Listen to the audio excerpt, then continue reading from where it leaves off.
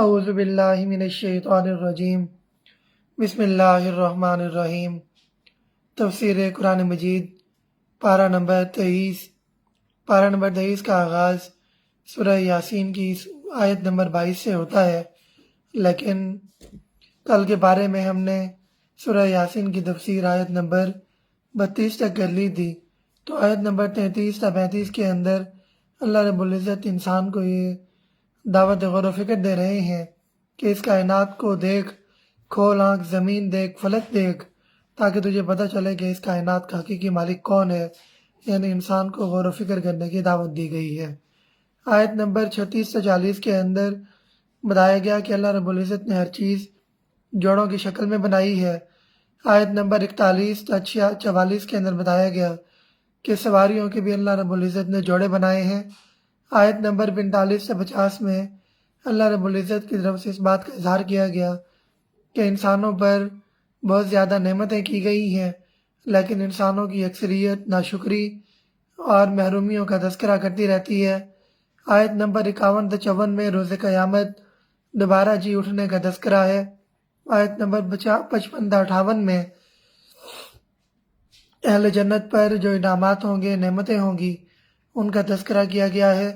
آیت نمبر 59 میں ممتاز الیوم ایھا المجرمون کہ مجرم الگ ہو جائیں گے، نیک الگ ہو جائیں گے، اور 59 تا 62 میں پھر یہ بھی بتا دیا گیا کہ شیطان کی پیروی مت کرو۔ آیت نمبر 63 تا 62 میں مجرموں کے برے انجام کی طرف اشارہ کیا گیا۔ آیت نمبر 66-67 میں بتایا گیا کہ انسان دنیا میں گناہ کرتا رہتا ہے، لیکن اللہ رب العزت پردہ پوشی فرماتے ہیں، قیامت کے دن سارے گناہ کھل کر سامنے آئیں گے۔ آیت نمبر 68 میں انسان کی بے بسی کا تذکرہ کیا گیا ہے۔ آیت نمبر 69-70 میں بتایا گیا کہ قرآن شاعری نہیں ہے بلکہ اللہ رب العزت کا عظمت بھرا کلام ہے۔ آیت نمبر 71-73 میں چوپایوں کو اللہ کی نعمت قرار دیا گیا۔ آیت نمبر 74-75 میں بتایا گیا کہ اللہ کے سوا کوئی معبود کام نہیں آ سکتا۔ آیت 76-80 میں بتایا گیا کہ جس طرح اللہ نے تمہیں پہلے پیدا کیا، اسی طرح اللہ بوسیدہ ہڈیوں کو بھی دوبارہ پیدا کرے گا۔ آیت نمبر 81-83 وسیع و عریض کائنات کا خالق ہر انسان کو دوبارہ زندہ کرے گا۔ ہڈیاں سب کچھ ختم ہو جائیں گی، لیکن اللہ رب العزت حکم دیں گے، سب کچھ دوبارہ ویسا کا ویسا بن جائے گا۔ پھر سورہ صافات آتی ہے جو ایمانیات کے موضوع پر عظیم ترین سورہ مبارکہ ہے۔ پہلی 5 آیات میں تعلیمات وحی کا حاصل عقیدہ توحید کو بتایا گیا۔ آیت نمبر 6-10 میں وحی کی حفاظت کے لیے فرشتوں کا ذکر کیا گیا۔ آیت نمبر 11-19 میں بتایا گیا کہ کیا خالق ارض و سما انسان کو دوبارہ زندہ نہیں کر سکتا۔ مشرکین سے سوالیہ انداز میں یہ سوال کیا گیا کہ جب اللہ پہلے پیدا کر سکتا ہے تو دوبارہ بھی پیدا کرنا اس کے لیے مشکل نہیں ہے۔ آیت نمبر 20-26 کے اندر بتایا گیا ہے کہ میدان حشر کا منظر کیا ہوگا، ایک منظرنامہ پیش کیا گیا۔ آیت نمبر 27-34 میں دنیا دار لیڈروں کا اپنے پیروکاروں کو قیامت کے روز جو وہ جواب دیں گے وہ جواب دیا گیا۔ آیت نمبر 35-39 میں گستاخان رسول پر اللہ کے غضب کا تذکرہ کیا گیا۔ آیت نمبر 40-49 میں اہل جنت پر اللہ کی عنایات کا تذکرہ ہے۔ آیت نمبر 50-57 میں اہل جنت کا باہمی مکالمہ ہے۔ آیت نمبر 58-61 میں مقابلے کا اصل میدان حصول جنت کی کوشش کو قرار دیا گیا۔ آیت نمبر 62-68 میں جہنمیوں کی بری حالت کی طرف اشارہ کیا گیا ہے۔ آیت نمبر 69-72 کے اندر 74 کے اندر جہنم میں جانے کا سبب بیان کیا گیا ہے کہ جب وہ لوگوں کو ڈالا جائے گا تو وہ کہیں گے کہ کاش ہم اپنے گمراہ کن آباء و اجداد کی پیروی نہ کرتے۔ آیت نمبر 75-82 میں نوح علیہ السلام کی عظمت کا تذکرہ کیا گیا۔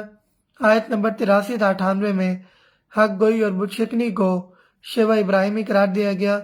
آیت نمبر 99-111 میں تاریخ انسانی کی عظیم ترین قربانی، جس میں بیٹا باپ کو قربان کرنے پر رضامند تھا اور بیٹا بھی رضامند تھا قربان ہونے کے لیے، اس واقعے کا تفصیلی تذکرہ ہے۔ آیت نمبر 112-113 میں بتایا گیا کہ اہمیت نسب کی نہیں، ایمان اور کردار کی ہے۔ آیت نمبر 114-122 میں حضرت موسیٰ علیہ السلام، ہارون علیہ السلام پر عنایات ربانی کا تذکرہ ہے۔ آیت نمبر 123-132 میں حضرت الیاس کا ذکر مبارک ہے۔ حضرت 133-138 میں لوط علیہ السلام پر اللہ کا احسان ہے۔ آیت نمبر 139 سے 148 میں یونس علیہ السلام پر بخشش اور کرم کا تذکرہ ہے۔ آیت نمبر 149 سے 157 میں مشرکین مکہ کے جھوٹے عقیدے کا تذکرہ کیا گیا۔ آیت نمبر 158 سے 163 میں بتایا گیا کہ جنات کا اللہ کے ساتھ کوئی رشتہ نہیں، یہ محض ایک مخلوق ہے۔ آیت نمبر 164 سے 66 میں فرشتوں کا اصل مقام بیان کیا گیا ہے۔ آیت نمبر 170 سے 170 میں مشرکین مکہ کے لیے وعید بیان کی گئی۔ آیت نمبر 171 سے 73 میں بتایا گیا کہ رسول غالب رہیں گے۔ آیت نمبر 174 سے 179 میں رسولوں کی اور نبی کریم صلی اللہ علیہ وسلم کی دلجوئی کی گئی ہے۔ آیت نمبر 180 سے 182 میں اللہ رب العزت پر تسبیح کی گئی ہے۔ اس میں اللہ کی تسبیح و حمد کا بھی بیان ہے اور تمام انبیاء کے لیے سلامتی کا بھی ذکر ہے۔ پھر سورہ صاد شروع ہوتی ہے۔ سورہ صاد 88 آیات پر مشتمل صورت ہے، جس میں تزکیہ نفس کے لیے مؤثر یاد دہانی کرائی گئی ہے۔ پہلے 10 آیات میں مشرکین مکہ کا گستاخانہ طرز عمل کا تذکرہ کیا گیا۔ آیت نمبر 11 سے 16 میں ان کے طرز عمل کی شدید وعید بیان کی گئی۔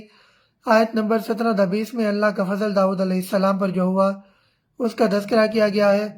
آیت نمبر 21 سے 25 میں ایک سبق آموز واقعہ بیان کیا گیا ہے داؤد علیہ السلام کے حوالے سے۔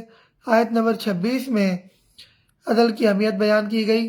آیت نمبر 27 سے 28 کے اندر بتایا گیا کہ نیکی کرنے والے اور برائی کرنے والے برابر نہیں ہو سکتے۔ آیت نمبر 29 میں قرآن حکیم پر غور و فکر کے 2 درجوں تذکر اور تدبر کا ذکر کیا گیا۔ آیت نمبر 30 سے 32 میں سلیمان علیہ السلام کی تحسین کی گئی۔ آیت نمبر 33 سے 40 میں سلیمان علیہ السلام کے لیے اللہ کی اطاعت کا تذکرہ کیا گیا۔ آیت نمبر 41 سے 44 میں ایوب علیہ السلام کی آزمائش کے خاتمے کا بیان ہے۔ آیت نمبر 45 سے 48 میں انبیاء کرام کا ذکر آیا ہے۔ 6 انبیاء کے نام آئے ہیں: ابراہیم علیہ السلام، اسحاق علیہ السلام، یعقوب علیہ السلام، اسماعیل علیہ السلام، عیسیٰ علیہ السلام اور ذوالکفل علیہ السلام۔ آیت نمبر 49 سے 58 کے اندر 49 سے 54 کے اندر متقین کا عمدہ ٹھکانہ جنت کو قرار دیا گیا۔ 55 سے 58 میں سرکشوں کے برے ٹھکانہ جہنم کو قرار دیا گیا۔ آیت نمبر 59 سے 64 کے اندر اولاد کی بری تربیت کا برا انجام بیان کیا گیا۔ آیت نمبر 65 سے 70 میں بندگی کی بلند شان، عاجزی اور درماندگی کا اعتراف ہے کہ اللہ کے سامنے جھک جایا جائے۔ آیت نمبر 71 74 میں انسان کی عظمت کا تذکرہ ہے۔